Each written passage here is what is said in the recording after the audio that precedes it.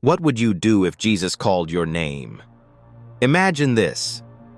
You're Zacchaeus, a wealthy tax collector, someone people avoid like the plague. Your riches come at a cost, your reputation. People whisper behind your back, calling you a sinner, an outcast. And yet deep down, you feel the sting of their judgment. You wonder, could there be a chance for you to change? For redemption? But you might not even believe it's possible. One day, you hear a commotion in the streets of Jericho. People are shouting, "Jesus is coming! Jesus is coming!" You've heard of this man, this mysterious teacher said to heal the sick and forgive sins. You don't know what compels you, but you get curious. You need to see him with your own eyes. Yet there's a problem. You're not a tall man, far from it. The growing crowd swells, and all you can see are the backs of people towering over you. You glance around, desperate for a solution. Then you spot it, a sycamore fig tree with thick, sturdy branches.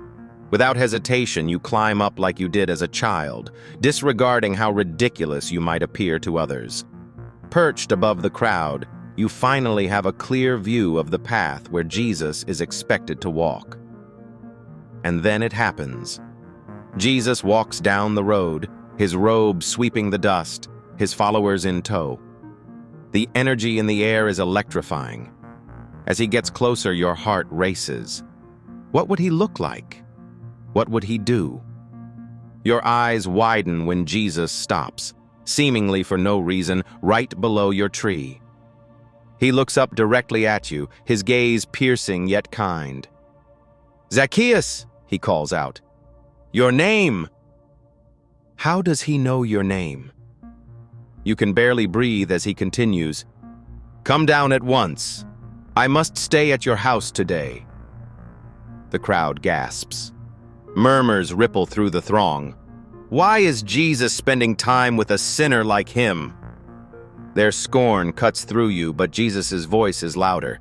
He has chosen you, a tax collector, a sinner, an outcast.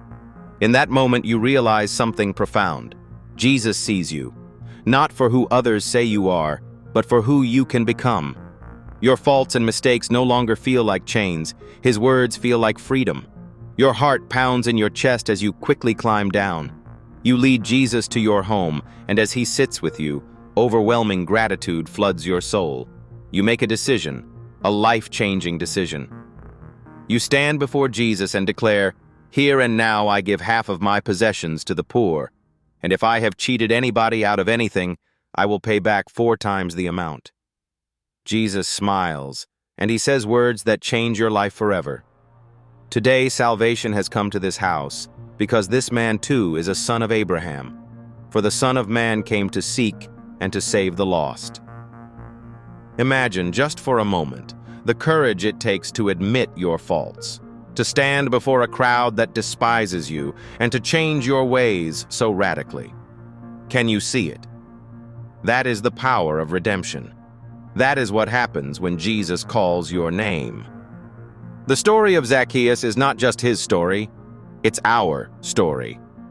How many times do we feel defined by our mistakes, by the opinions of others, by reputations we wish we could shed? But there's good news. When Jesus looks at us, he doesn't see our flaws. He sees our potential. He calls us by name and invites us to transform, just like Zacchaeus. So I ask you again, if Jesus called your name today, would you climb down from the tree? Would you let him in?